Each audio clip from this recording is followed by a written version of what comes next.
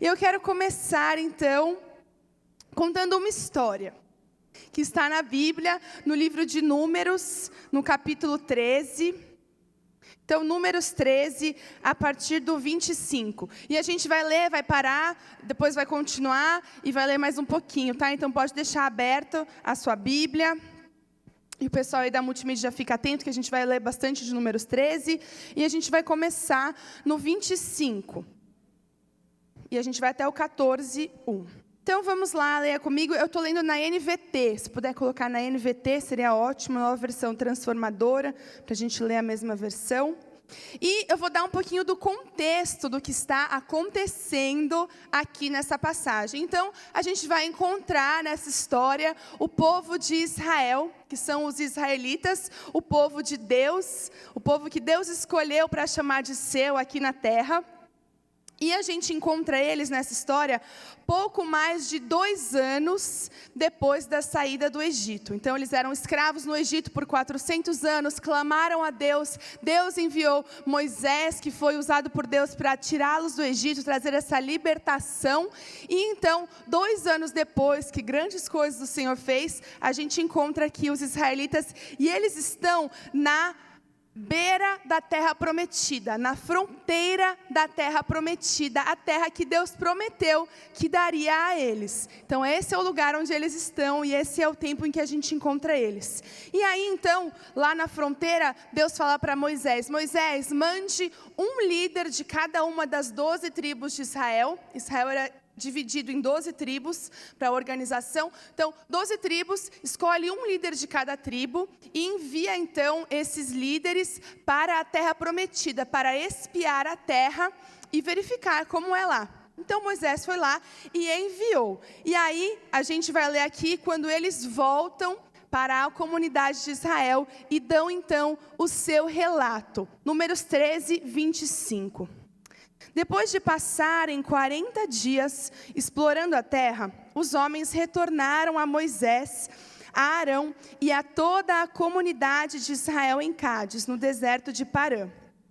Relataram o que tinham visto a toda a comunidade e mostraram os frutos que trouxeram da terra. Este foi o relatório que deram a Moisés. Entramos na terra, a qual você nos enviou, e de fato, é uma terra que produz leite e mel com fartura.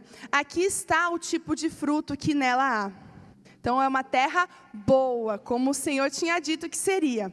28. Contudo, o povo que vive ali é poderoso, e suas cidades são grandes e fortificadas. Vimos até os descendentes de Enaque, os gigantes. Os amalequitas vivem no Neguebe, e os hititas, jebuseus e amorreus vivem na região montanhosa. Os cananeus vivem perto do litoral, no mar Mediterrâneo e no vale do Jordão. Então eles disseram: a terra é boa, mas quem mora lá é gigante, são fortes, e todos esses povos moram nessa terra.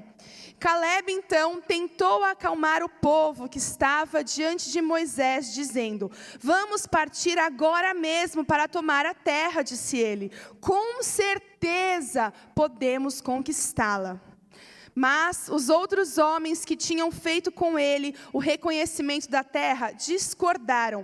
Não podemos enfrentá-los, são mais fortes que nós. Então espalharam entre os israelitas um relatório negativo sobre a terra, dizendo: a terra que atravessamos ao fazer o reconhecimento devorará quem for morar ali. Todas as pessoas que vimos são enormes, vimos até gigantes, os descendentes de Enaque. Perto deles, nos sentimos como gafanhotos, e também era assim que parecíamos para eles.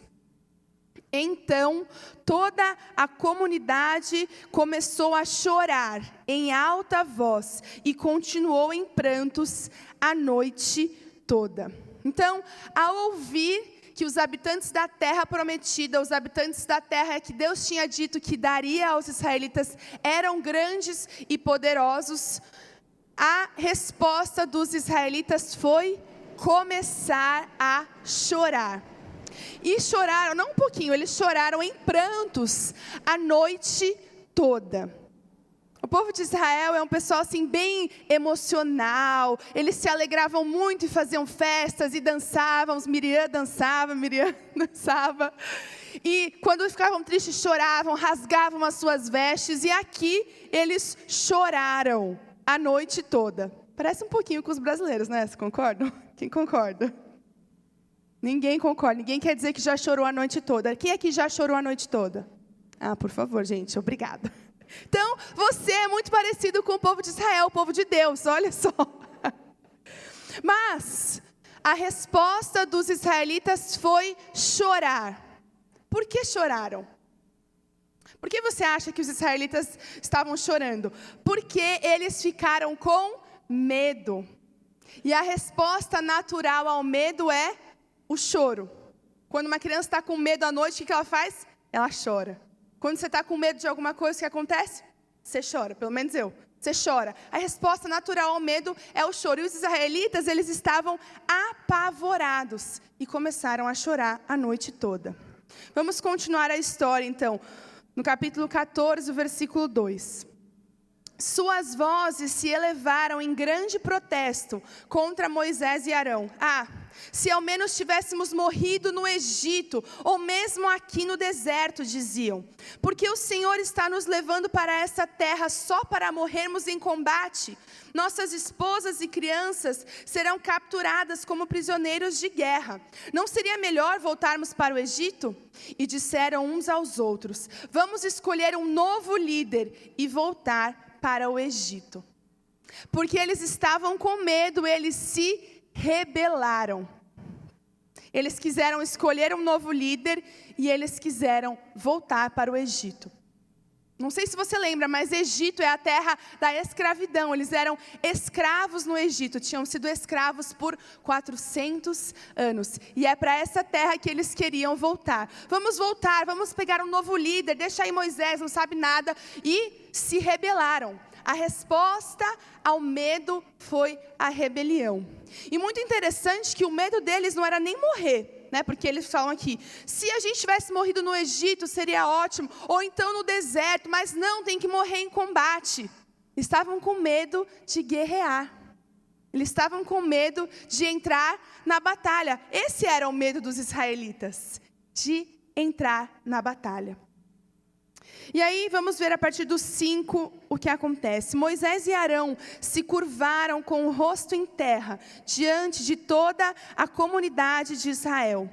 2 dos homens que tinham feito o reconhecimento da terra, Josué, filho de Num, e Calebe, filho de Jefoné, rasgaram suas roupas, lembra? Rasgaram as roupas, e disseram a toda a comunidade de Israel: a terra da qual fizemos o reconhecimento é muito boa. E, se o Senhor se agradar de nós, Ele nos levará em segurança até ela e a dará a nós. É uma terra que produz leite e mel com fartura. Não se rebelem contra o Senhor e não tenham medo dos povos da terra. Diante de nós, eles estão indefesos. Não tem quem os proteja, mas o Senhor está conosco. Não tenham medo deles. Então Calebe e Josué se levantam com coragem. A resposta de Josué e Calebe ao medo é a coragem. E eles dizem: não, olha quem está ao nosso lado, é o Senhor. Eles não olham para si ou para a sua própria força, mas olham para o Senhor. O Senhor está conosco, vamos! Eles é que têm que ter medo da gente, porque os deuses deles, perto do nosso Deus, são nada. Não são nada. O nosso Deus destruirá todos eles. Vamos. Encorajador, né? Vamos ver o que o povo responde, então. No verso 10. Ainda assim, toda a comunidade começou a falar em apedrejar Josué e Calebe. Então a presença gloriosa do Senhor apareceu na tenda do encontro a todos os israelitas. E o Senhor disse a Moisés: até quando este povo me tratará com desprezo? Será que nunca confiarão em mim, mesmo depois de todos os sinais que realizei entre eles? Eu os deserdarei e os destruirei com uma praga. Então farei de você, Moisés, um povo ainda maior e mais poderoso que eles. Ainda assim, o povo não crê e se torna violento. O medo leva então os israelitas a tomarem atitudes impulsivas. Vamos apedrejar Josué e Caleb, porque eles não sabem de nada, estão aí falando para a gente tomar a terra. O povo toma atitudes impulsivas contra os corajosos. O medo muitas vezes leva as pessoas a tomarem atitudes impulsivas contra aqueles que se levantam com coragem e ousadia. E a gente vai ver nos versos seguintes, nós não vamos ler, mas você pode ler na sua casa, se você quiser, que como consequência, Deus declara que nenhum deles entraria na terra prometida, a não ser Josué e Caleb. Somente os filhos daquela geração entrariam na terra. Por quê? Porque aqueles homens, mulheres, tiveram medo e se rebelaram contra o Senhor. E aí Deus diz, não entrarão. E aí mande que voltem para o deserto, onde vão vagar, até que toda essa geração tenha morrido. Porque eles tiveram medo. E sabe, por diversas vezes até esse ponto, os israelitas ficaram com medo e duvidaram. Quando eles tinham saído do Egito, fazia uns 2 meses, tinham atravessado o Mar Vermelho, lembra da história? Deus abriu o Mar Vermelho com uma parede de água à direita, outra à esquerda, eles passaram em terra seca. 2 meses depois, eles estavam duvidando de Deus. Duvidavam que Deus iria prover alimento para eles. Se ao menos o Senhor nos tivesse matado no Egito, novamente. Eles falam a mesma coisa, é um tema recorrente em Israel esse. E se Deus tivesse nos matado no Egito, teria sido melhor. Por diversas vezes, a fala dos israelitas foi essa, porque eles tinham medo, eles não confiavam que Deus era poderoso o suficiente para sustentá-los e levá-los até a terra prometida.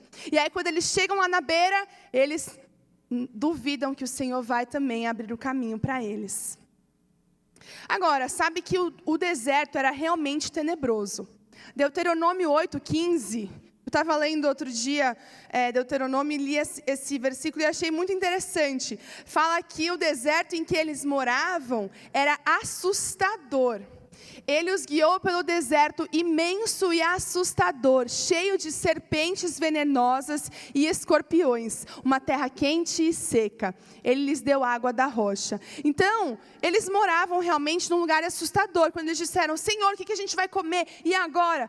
Estavam com medo, era um lugar assustador. E eles olharam o quê? Para as circunstâncias. E deixaram o medo dominar a vida dele. Os israelitas ficaram com medo e duvidaram que o Senhor lhes daria de fato aquela terra. Você percebe que o melhor amigo do medo é a dúvida. A dúvida é o melhor amigo do medo. Quando nós estamos com medo, nós duvidamos. E a minha pergunta para você nessa noite é, você tem duvidado? Você tem duvidado daquilo que Deus te chama a fazer? Você tem duvidado das palavras que Deus declarou sobre a sua vida, sobre a nossa igreja, sobre esse povo? Você tem duvidado? E aí, com isso em mente, eu quero te fazer 3 perguntas. A primeira pergunta que eu quero fazer para você nessa noite é: você sabe quem você é?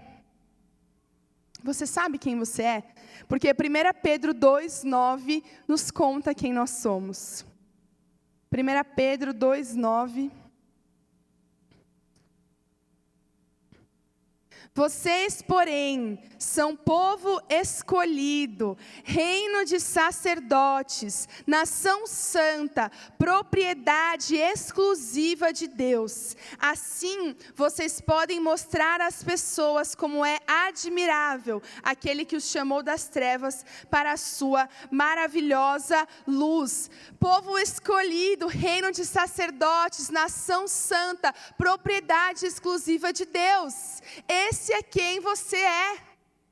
É esse quem você é. Você entende isso essa noite? Isso, aplauda o Senhor, porque é maravilhoso.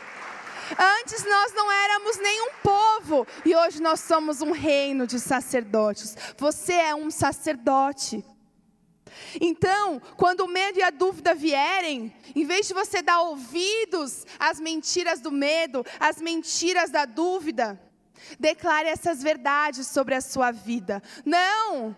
Eu sou o reino de sacerdotes, eu sou o povo exclusivo de Deus, eu sou propriedade dele, eu sou nação santa. E veja, ser gerado no seu coração coragem que vem do Senhor. Não dê ouvido à voz do medo, não dê ouvido à voz da dúvida, mas dê ouvido à verdade. Qual é a verdade? A palavra de Deus. Aquilo que Deus diz, aquilo que o Senhor fala é a verdade. E esse foi o erro dos israelitas.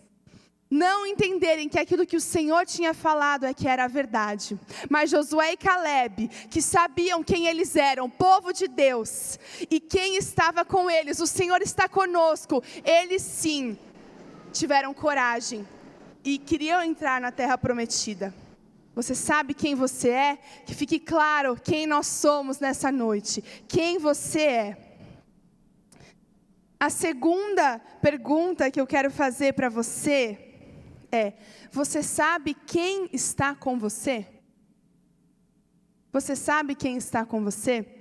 Hoje nós falamos muito sobre o Salmo 23, e não foi nem combinado, né, as músicas, a ministração da Miriam nos dízimos, mas eu quero ler com você Salmo 23, vou pedir para você ficar em pé no seu lugar, a gente vai acompanhar no telão, e nós vamos ler juntos, Salmo 23, o salmo provavelmente mais conhecido, né, do mundo, eu acho, é o Salmo 23, mas contém grandes verdades. Vamos ler então todos juntos?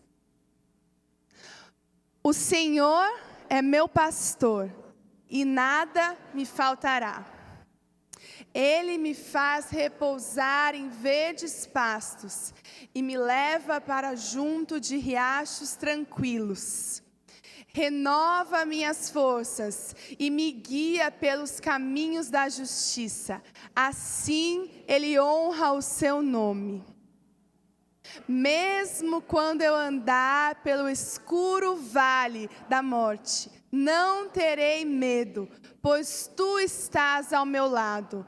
Tua vara e Teu cajado me protegem. Preparas um banquete para mim, na presença dos meus inimigos. Unges minha cabeça com óleo, meu cálice transborda. Certamente a bondade e o amor me seguirão todos os dias de minha vida, e viverei na casa do Senhor para sempre. Aleluia! Isso, aplauda o Senhor. Ele é maravilhoso. Você pode sentar. Você entende que o Senhor é o seu bom pastor? Às vezes a gente até lê, né? Tem gente que lê esse salmo todo dia.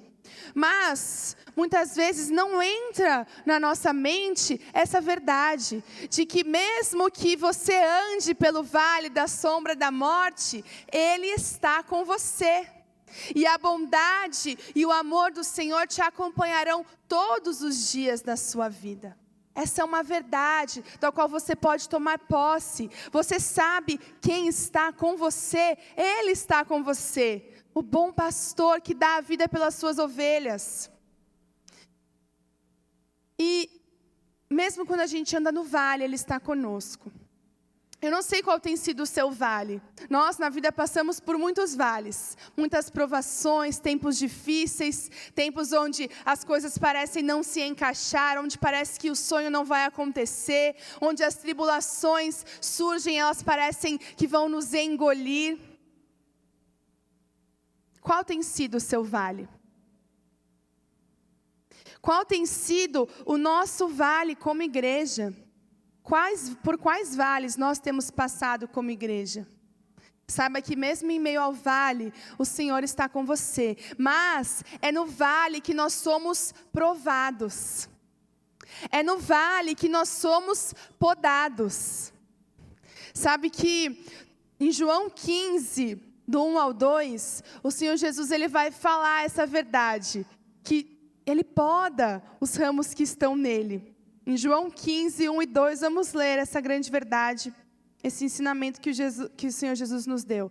Eu sou a videira verdadeira, Jesus falando, e o meu Pai é o lavrador. Todo ramo que estando em mim não dá fruto, Ele corta. Todo que dá fruto, Ele poda, para que produza ainda mais. Quem aqui faz jardinagem? Cuida do jardim? Pouca gente. Ninguém, gente. 2, 3, 4. Algumas pessoas cuidam do jardim. Eu não cuido do jardim, mas minha irmã e minha mãe cuidam, então eu sei um pouco, porque eu vejo elas fazendo. O que acontece? Você precisa podar a planta, vou contar para quem não cuida do jardim, você precisa podar a planta para que ela cresça mais. Muitas vezes um galinho que você corta lá, surgem 3, 4, e a planta vai crescendo e dá mais fruto. Só que no momento em que você poda a planta, ela não fica uau, florida, linda. Ela fica lá minguada, você acabou de podar ela, fica triste, né? Mas depois de algum tempo, algumas semanas ou meses, essa poda dá resultado. Essa poda dá resultado. E assim é na nossa vida. Muitas vezes o Senhor Jesus está nos podando, cuidando de nós. Para quê? Para que nós estejamos dando mais fruto. É para isso que a poda serve. Não é para machucar você, ou para te tolir, ou impedir que você faça alguma coisa que você quer. Não! É para que você dê mais frutos. E talvez no meio da poda, no meio da poda a gente não vê frutos. Mas lá na frente, o Senhor, Ele vê lá na frente, o Senhor já está no nosso futuro. Ele sabe os frutos que você dará. E Ele sabe que vale a pena essa poda para você. Vale a pena esse vale de provação e de poda, para que você venha dar muito fruto. Não pouco fruto, mas muito fruto. Receba então a poda. Receba a poda, fala, Senhor, sim, pode podar, porque eu sei que é para o meu bem. É fácil? Não é fácil. Mas vale a pena. E aí, quando você então dá lugar à poda, o Senhor te poda, você vai ver lá na frente frutos na sua vida. Você vai ver frutos na sua vida pessoal e você vai ver frutos espirituais. Não só a sua vida vai ser transformada e o seu caráter transformado, mas você vai dar frutos para Deus. Amém? Quem quer dar frutos para Deus? Então receba a poda, irmão. Por quê? Porque você dará muito fruto. Mas mesmo no meio do vale, mesmo enquanto Ele está lá te podando, Ele não te deixa. Ele está com você. Você sabe quem está com você? A terceira pergunta é: qual é o oposto do medo? Qual é o oposto do medo? Alguém pode me dizer? Coragem. Eu coloquei aqui 3 palavrinhas que estão muito ligadas: confiança, coragem e ousadia. Por quê? Porque a coragem, ela é fruto da confiança, certo? Você só tem coragem porque você confia. Ou em si mesmo, né? Aqueles fortões que têm coragem de bater em todo mundo, porque eles confiam em si mesmos. Ou em alguma outra coisa, no caso, nós temos confiança em Deus. Então podemos ter coragem. E se eu tenho coragem, a minha coragem, ela produz ousadia. Ela produz ação. Então eu tenho coragem, então eu vou agir com ousadia. Porque eu sei quem está comigo. Josué e Caleb agiram com ousadia. Não vamos, mesmo nós sendo pequenos. Porque o Senhor está conosco. A coragem neles produziu uma ação de ousadia. E o Senhor nos chama então a confiarmos nele. Termos coragem e agirmos com ousadia no reino de Deus. E eu quero compartilhar então com vocês alguns antídotos para o medo. Diga comigo, fé. O primeiro antídoto é a fé. E a fé, Hebreus 11:1, a fé é a certeza do que não se vê, mas se espera. E a fé tem tudo a ver com confiança. Eu posso ainda não ver, mas eu tenho fé de que irá acontecer. E isso gera confiança no meu coração. Eu posso ainda não me ver, talvez, como um grande homem, uma grande mulher de Deus. Mas eu confio que isso está acontecendo, esse processo de me tornar um grande homem, uma grande mulher de Deus. Eu posso ainda não ver o milagre acontecendo, mas eu confio que ele acontecerá. Eu posso ainda não ver, mas eu creio, tenho fé e confio que o Senhor vai fazer. Amém? O segundo antídoto é sensibilidade ao Espírito Santo. Diga, sensibilidade. Por quê? Porque se você estiver sensível ao Espírito Santo, guiando a sua vida e te levando a lugares novos na sua caminhada com Deus, você verá a sua confiança e ousadia aumentarem. Sabe por quê? Porque você não vai estar fazendo tudo da sua cabeça, mas você vai estar sensível ao Espírito Santo e vai agir quando Ele falar para você agir. Vai estar sensível à voz do Espírito Santo que diz: eu estou com você, eu jamais te abandonarei, eu te fortaleço, eu sou o consolador, o ajudador. Se você estiver sensível à voz do Espírito Santo, você irá vencer o medo. Sensibilidade ao Espírito Santo. O terceiro antídoto é a decisão. Diga, decisão. Queridos, nós precisamos decidir que não iremos aceitar o medo na nossa vida. Você precisa tomar a decisão que não vai dar ouvido à voz do medo e à voz da dúvida. Não, eu decido que não vou temer. Não temerei, porque o Senhor está comigo. A tua vara e o teu cajado me protegem. Tomar o passo de fé, então, e expulsar o medo. Eu não aceito o medo, em nome de Jesus. Repreenda o medo da sua mente e declare que você vai confiar em Deus verdadeiramente. É a decisão. Há muito poder quando você decide que vai caminhar em coragem e ousadia e toma a coragem que o Senhor te dá. Decida nessa noite deixar o medo para trás e caminhar com confiança no nosso Senhor. O quarto antídoto, diga, foco. Foco. Onde está o seu foco? Em si mesmo ou no Deus que te chama e vai à sua frente?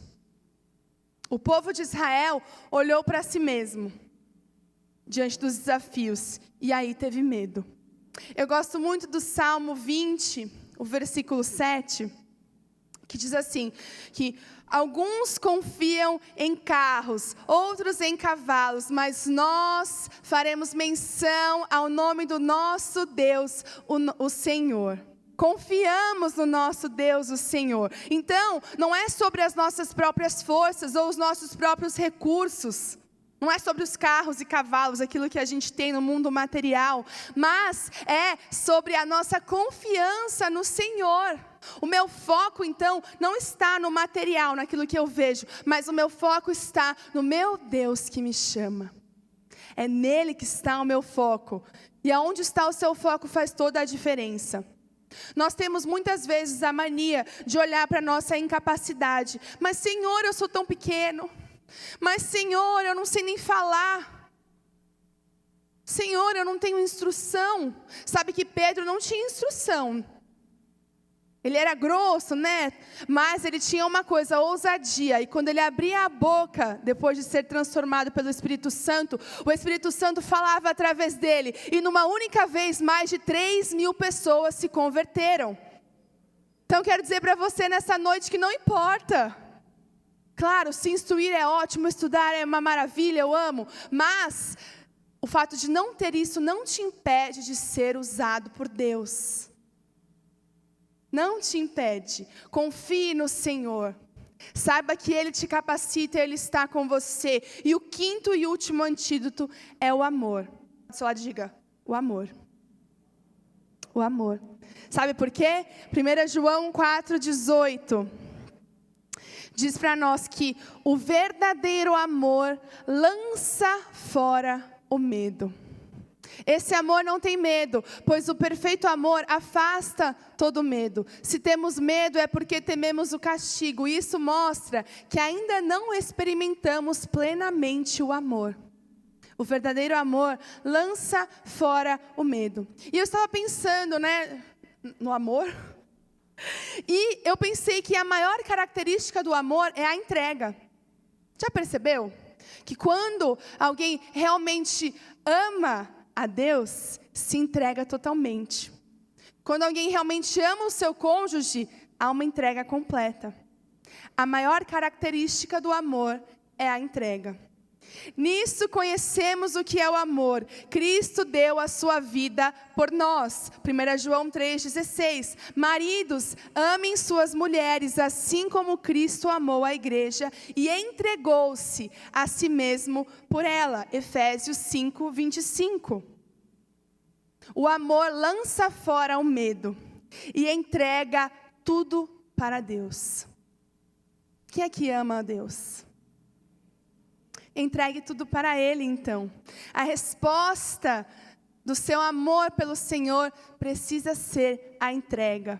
Eu amo ao Senhor, então eu entrego o controle para Deus. E estou disposto, então, a obedecer tudo que Ele falar.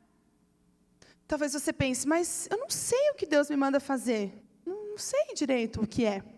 Então, eu trouxe aqui algumas coisas que você pode começar a praticar na sua entrega e na sua obediência.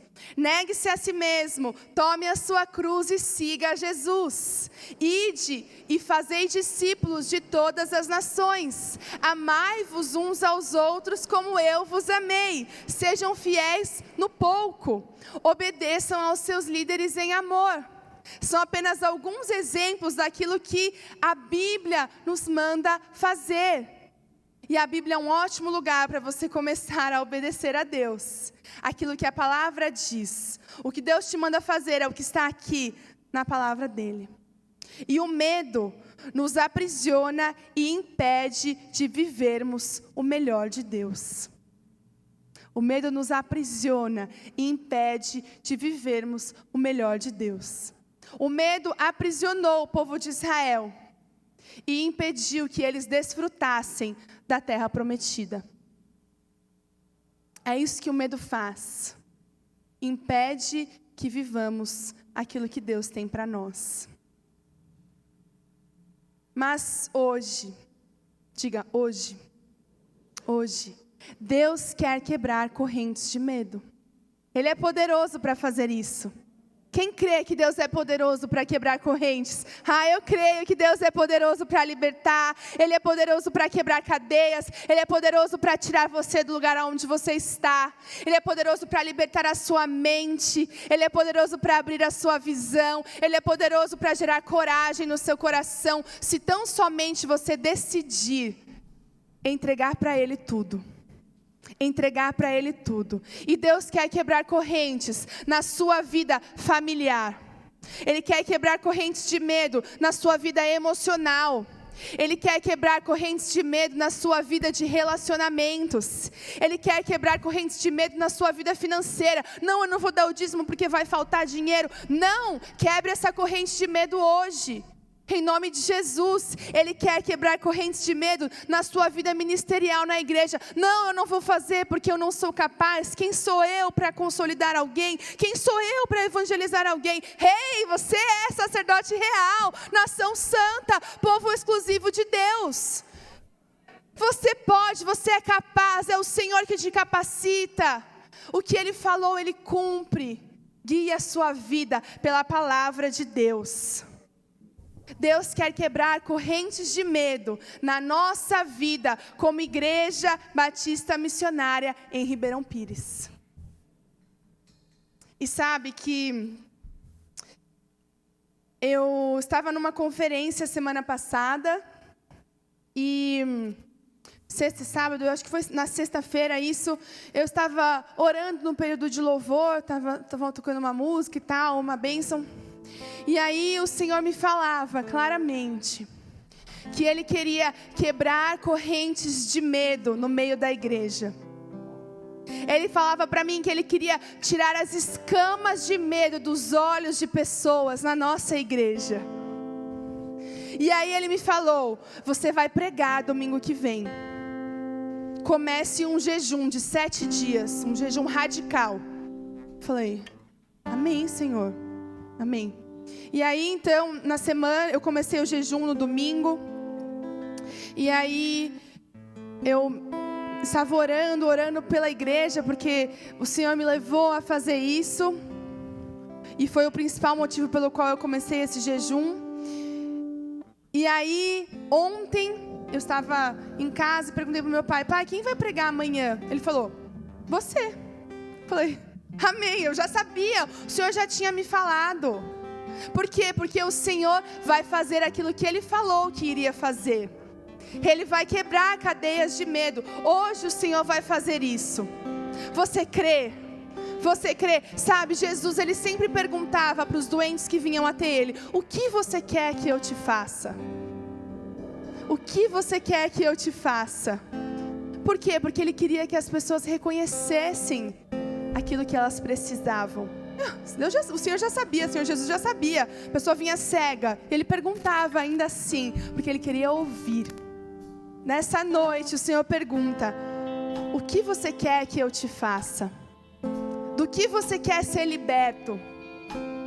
O Senhor quer te revelar áreas na sua vida em que você está aprisionado pelo medo. Áreas na sua vida em que você não consegue ver a realidade como ela é no mundo espiritual.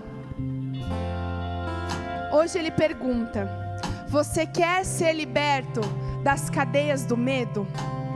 Você quer ser liberto das cadeias do medo? Você quer que as escamas do medo caiam dos seus olhos?